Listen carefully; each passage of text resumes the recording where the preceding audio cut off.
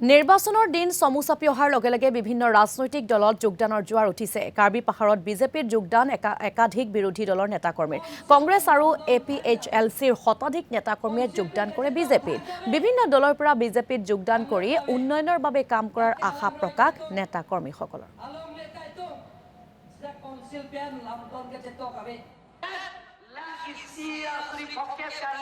বেলেগ বেলেগৰ সমষ্টিৰ পৰা ইয়াত যোগদান কৰিছে ভাৰতীয় জনতা পাৰ্টি, বিশেষকৈ কংগ্ৰেছ 3000 ওপৰত আছে আজি যোগদান, আৰু APHLC প্ৰায় 700 মান আছে।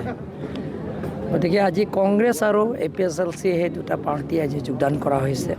আপোনালোকে দেখা পাইছে গোটেইখিনি ইয়াতে। গতিকে এনেধৰণৰ যোগদান কাৰ্যসূচী বেলেগ বেলেগ তাত আছে।